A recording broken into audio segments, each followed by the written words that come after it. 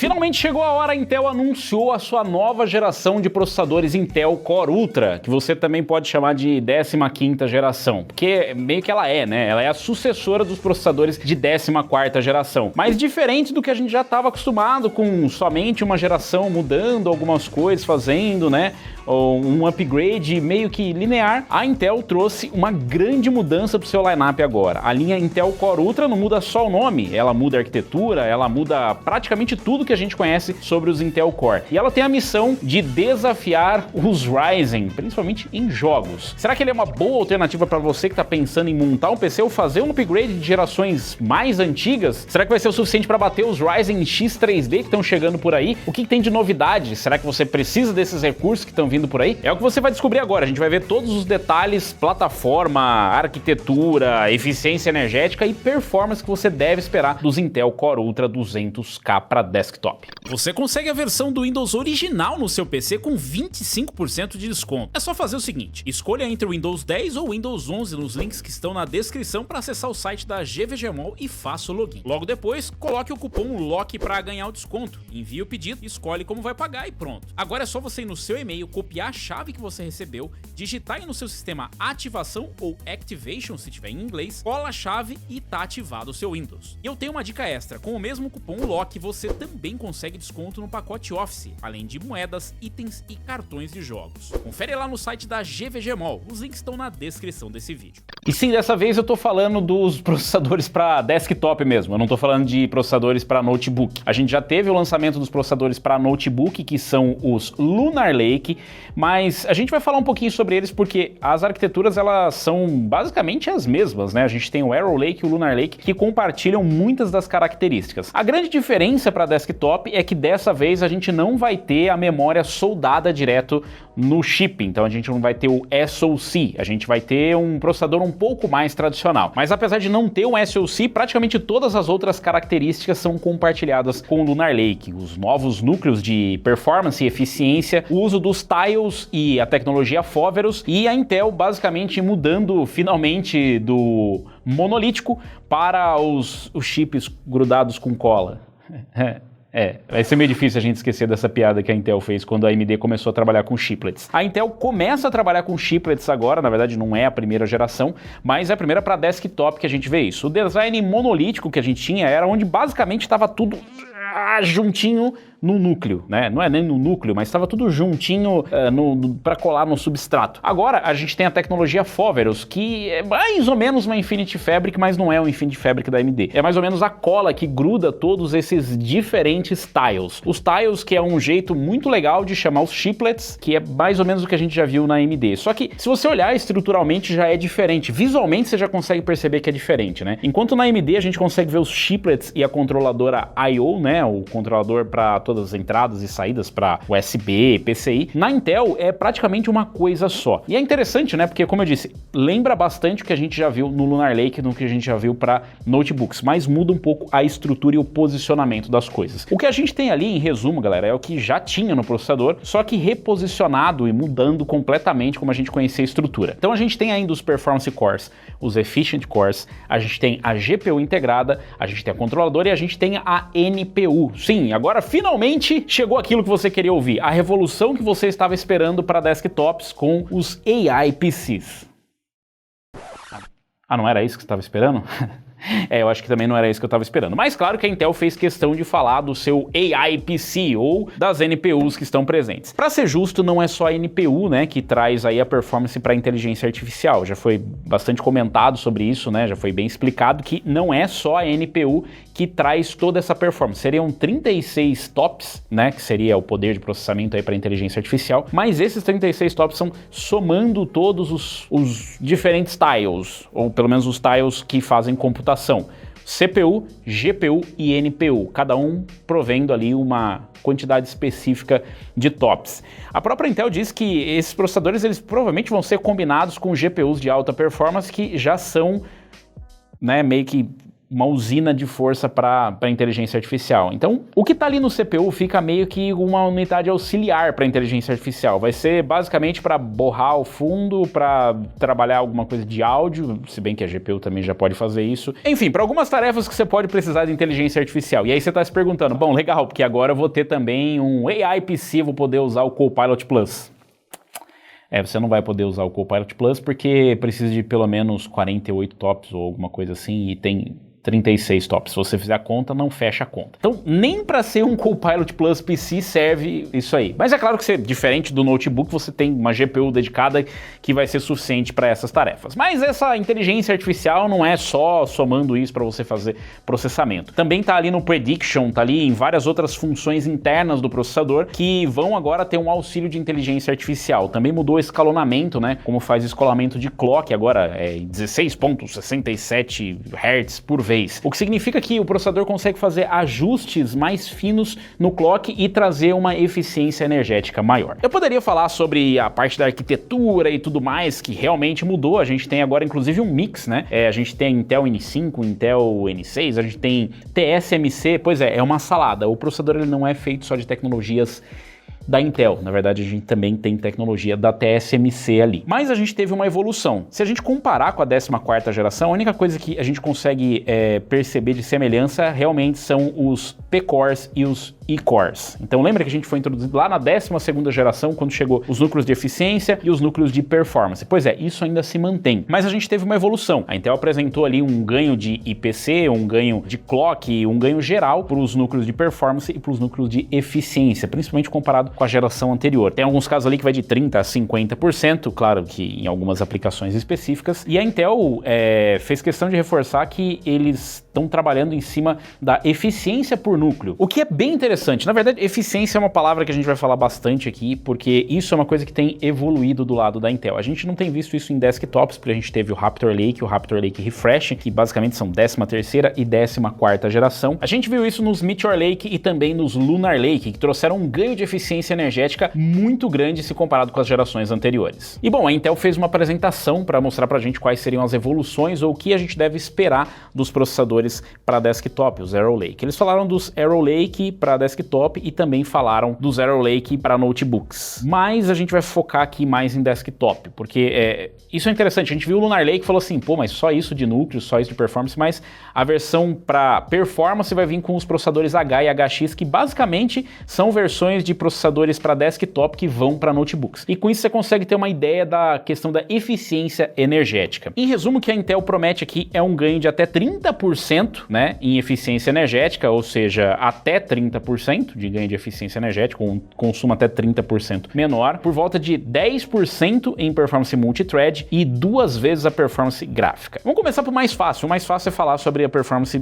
gráfica. A gente tem aqui Intel Arc, né, então a gente tem as Arc Battlemage aqui, e claro, a gente teve mudanças significativas tanto na arquitetura quanto na própria GPU em si, né, e como ela trabalha, como ela compartilha os recursos, e ela é mais eficiente e também tem mais performance, o que não quer dizer muita coisa. Infelizmente são só 4 Z-cores e é o suficiente, como sempre foi o suficiente do gráfico integrado da Intel. É para dar vídeo e dá para rodar uns joguinhos bem leve assim, bem melhor que a geração anterior, mas é que a geração anterior também já não era aquelas coisas, né? Então se você tá pensando em uma APU, não é uma APU que você vai ter aqui, não é um processador para você comprar e jogar com gráficos integrados. É um vídeo auxiliar. Aliás, a Intel reforçou um ponto que é realmente importante, né? Que é o KickSync, para quem trabalha com produção de vídeo, né? E o KickSync ele ajuda bastante, né? E ele é bem otimizado. Então esse gráfico integrado mais forte, com certeza, deve trazer ganhos. É uma coisa interessante para a gente poder testar. Em relação à performance multithread, sim, teve um ganho, mas aqui eu acho que entra mais no campo de eficiência, porque a gente teve uma redução na quantidade de threads. Isso porque não tem mais o hyperthreading.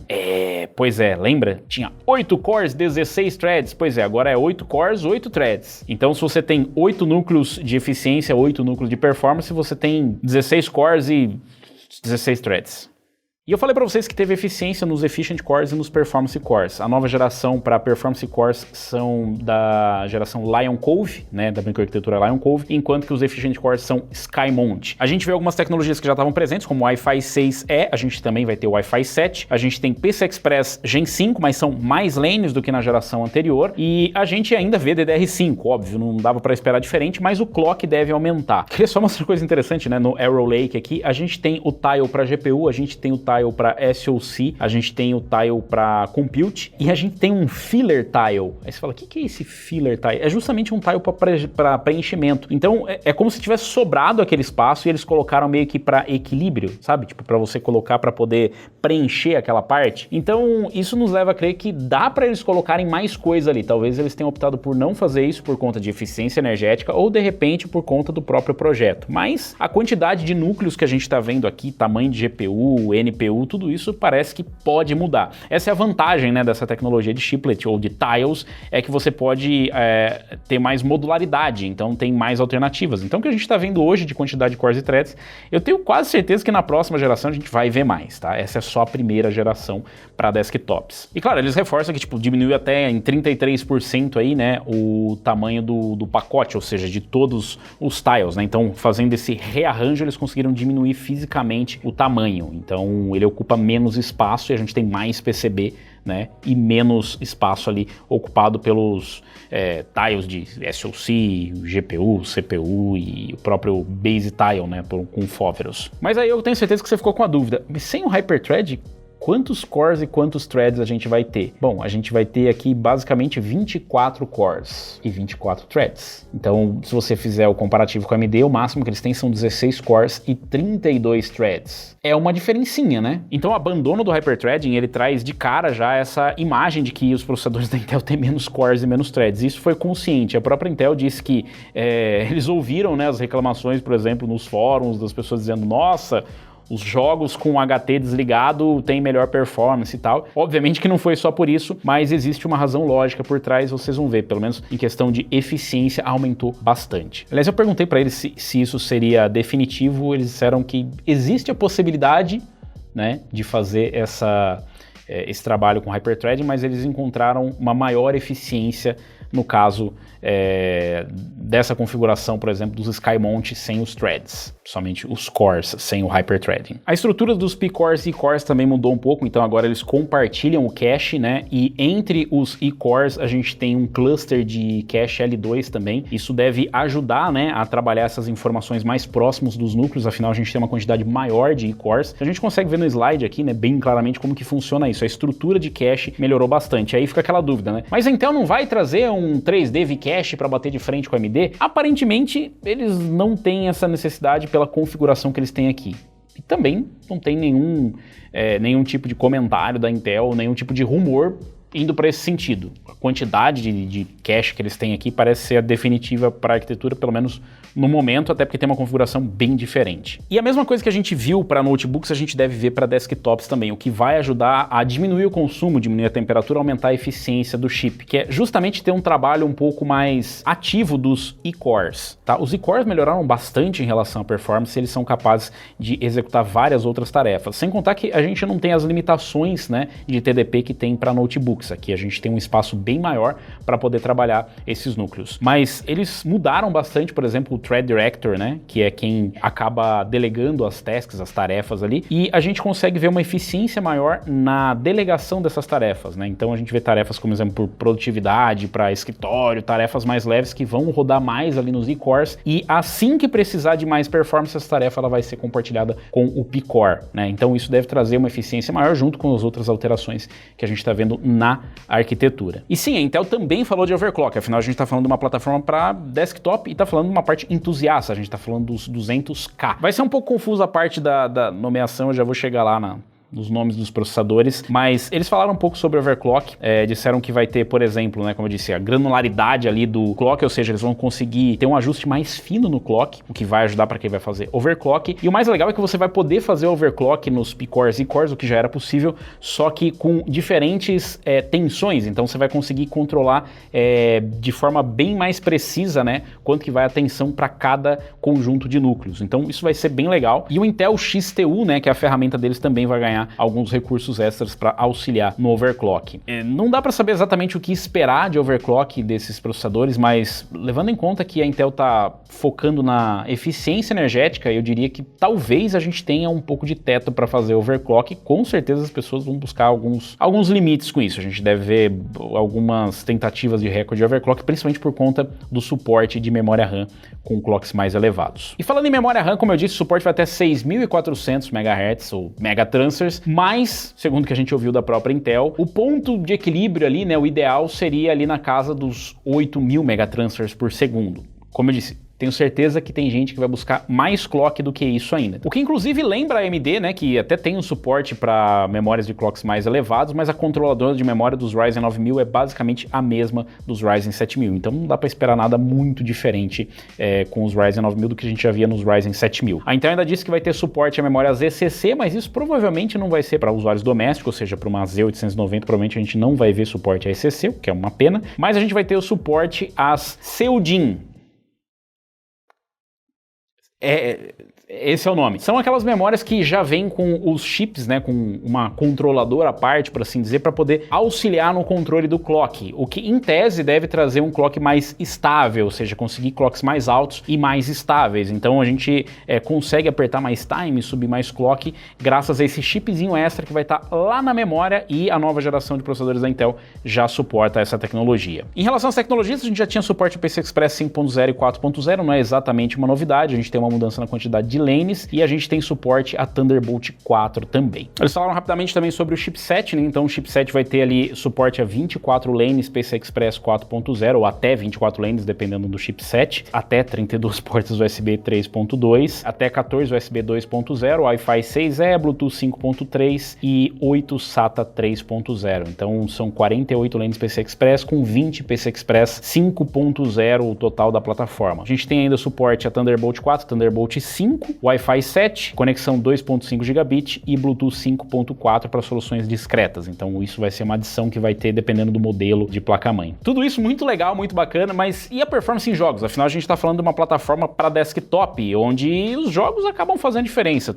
Eficiência energética é sempre bem-vinda, afinal a Intel estava precisando bastante. Mas como é que fica a eficiência em jogos? Bom, a Intel apresentou aqui alguns números durante a conferência e eu vou dizer para vocês, eles são animadores e ao mesmo tempo meio desanimadores. Isso porque, em resumo, o que você deve esperar é um aumento da eficiência energética. Em alguns casos, a gente vai ver um ganho de performance em relação à 14ª e 13ª geração, enquanto que em outros a gente vai ver a mesma performance, ou talvez um pouco menos. A boa notícia, com um TDP, consumo e temperatura mais baixo. Então a Intel apresentou aqui alguns comparativos, né, dos processadores como Ultra 9 285K comparado com 14900K. A gente viu aqui que, em média, a gente vai ter a mesma performance. Então, se você está esperando um ganho absurdo de performance, sinto muito, não vai ser dessa vez. O que a gente vai ter um ganho aqui é de eficiência energética. Em alguns casos, chega a ter um consumo até 165 watts a menos do que a geração anterior. Isso para ter mais performance, como por exemplo no Warhammer Space Marine 2, no Age of Mythology tem um ganho de 6% com 136 watts a menos do consumo total do sistema. Em Total War, por exemplo, tem 58 watts a menos para ter a mesma performance, enquanto que em outros casos você acaba perdendo, como Far Cry 6, que você tem 13% menos performance, Final Fantasy tem 8% menos performance, Fórmula 1 2024 7%, Red Dead Redemption 4% a menos. Os outros jogos são, né, praticamente a mesma performance, tipo Cyberpunk 2077, e aí você vai para um Age of Mythology que você ganha, em Civilization e Fórmula 1 2000, por que tem Fórmula 1 2023 e 2024, né?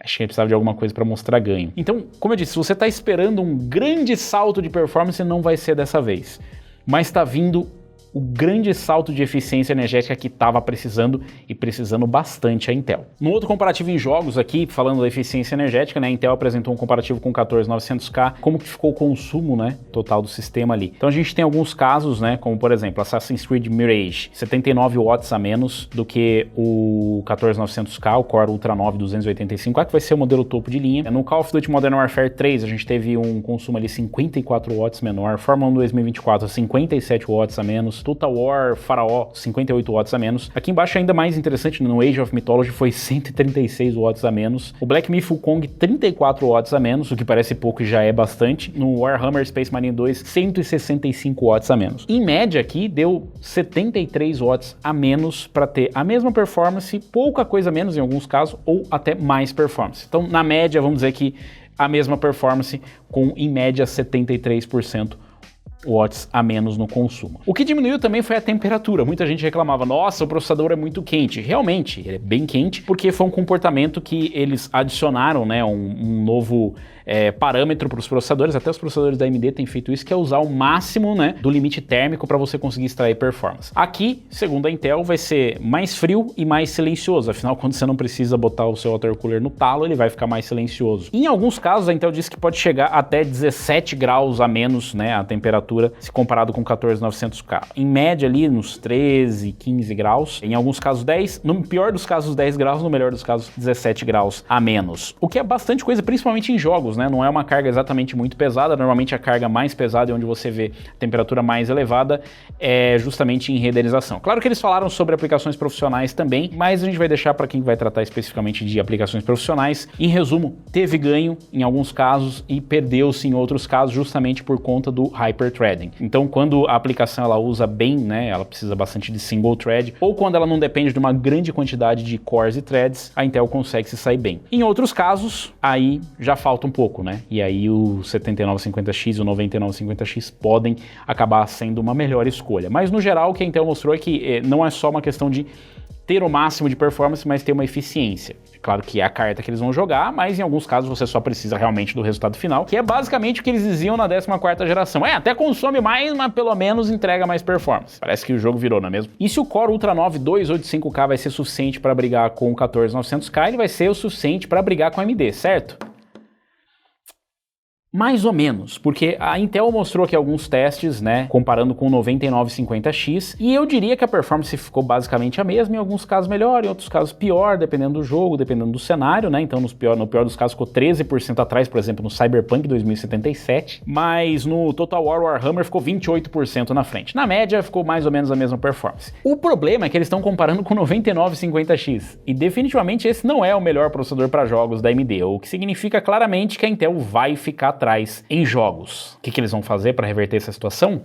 Eu não sei, mas aqui para mim parece muito claro que eles vão ficar atrás em jogos. O 7800X 3D já consegue ter uma performance melhor do que o 9950X em vários casos. E a gente tá para receber o 9800X 3D e o 9950X 3D. Então a Intel vai ficar atrás na disputa do processador com uma melhor performance para jogos. Parece bem claro isso, mas eles não parecem muito preocupados. Parece que eles estão preocupados realmente com a eficiência energética e, de novo, eles realmente precisam. Mas, se você está procurando o melhor processador para jogos, talvez não seja aqui que você vai encontrar. Para ser justo, o 285K e o 9950X não são processadores gamers, mas as pessoas compram de qualquer forma. Segundo a Intel, para você encontrar o melhor equilíbrio ali para performance em games, provavelmente você vai encontrar ali nos Ultra 7, tipo 265K, ou mesmo nos Core Ultra 5, que é onde você deve ter o melhor custo-benefício, o que remete bastante aos Core i5, que é normalmente onde está o melhor custo-benefício para jogos. Então eu acho que a Intel está focando mais ou menos a disputa ali, e aqui no topo eles estão pensando em outra coisa. Mas fica bem claro que não consegue bater o 9950X. Eles fizeram alguns comparativos com o 7950X 3D, que ok, faz sentido, porque de novo é um processador high-end, topo de linha, com uma alta contagem de cores e threads, e de novo ficou mais ou menos com a mesma performance. Esse aqui eu vou ter que esperar para ver. Para criação de conteúdo eles dizem que o Core Ultra 9 285K bate, né, o 7950X, mas eu também não consigo ver ninguém com o Ryzen 9 7950X fazendo upgrade para esses processadores. Agora, você está perguntando assim, tá, esse aí é o TDP que a Intel sempre fala, né, o 125 e nunca bate. Bom, na verdade eles falaram aqui sobre os perfis, né, e como escala a performance em jogos. E apesar de eu acreditar que as pessoas vão buscar, né, limites maiores com overclock e tudo mais, segundo a Intel, escala muito bem a performance em relação à eficiência, ou seja, mesmo que você coloque um PL1 de 250 watts no default ali, e você coloque 175 ou 125 watts no PL1, a performance em jogos deve ser basicamente a mesma, que é bem interessante, porque é bom por um lado, porque se você vai montar um PC compacto ou se você não quer gastar tanto com a solução para refrigerar o seu PC, mas parece não ser tão interessante na questão do overclock. Tipo, então, para que eu tenho um processador desbloqueado para overclock?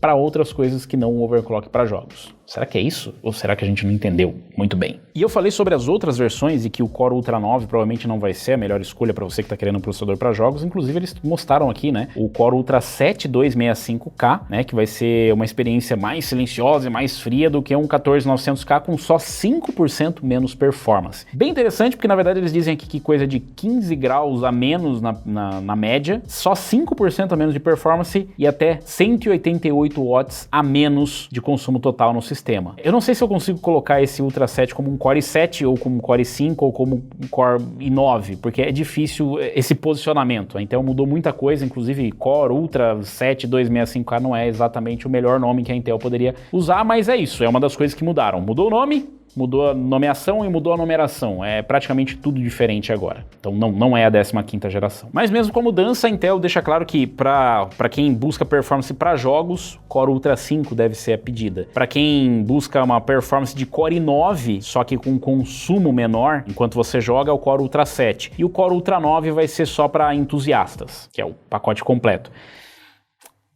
A gente vai ter que comparar eles, mas parece que o Core Ultra 7 vai ser o sweet spot, né? Enquanto que o Core Ultra 9 vai ser meio que tudo que dá. Aí se você vai para produtividade, se você vai para jogos, ele vai ser tudo que dá, ou simplesmente é o processador mais poderoso que você pode colocar, tipo um 14900KS, talvez. É difícil fazer um paralelo. E os modelos que vão ser lançados nessa primeira leva são poucos, são só 3 modelos nessa primeira leva de lançamentos. É claro que depois a gente deve ter uma pancada de lançamentos, mas para começar, vamos tentar simplificar. São 3 modelos e 2 com versões sem gráfico integrado. Então a gente vai ter o Core Ultra 5, o Core Ultra 7 e o Core Ultra 9. É o Ultra 5 245K, o Ultra 7 265K e o Ultra 9 285K. De novo, para tentar fazer um paralelo, é mais ou menos como a gente tinha com os Core 5, Core 7 e Core 9. Mas aí vai depender um pouco do preço. Por quê? As versões sem gráfico integrado são mais baratas, né? Do Core Ultra 7 e do Core Ultra 5. Então o Core Ultra 5 245KF, que é o que a gente já estava acostumado com, sei lá, um 13600, 14600KF, ele começa com $294. O Core Ultra 5 245K, $309. Podia ser 310, mas enfim. O Core Ultra 7 265KF, que é o mesmo processador sem gráfico integrado do Core Ultra 7, né? Ele vem com 20 cores, 20 threads e $379. O 265K, mesma coisa, $394, só com gráfico integrado. E o Core Ultra 9 285K, 24 cores, 24 threads, $589. Os clocks, 5.2 nos Core Ultra 5, 5.5 nos Core Ultra 7 e 5.7 é o boost máximo desses processadores do Core Ultra 9. Aqui vale uma ressalva, né,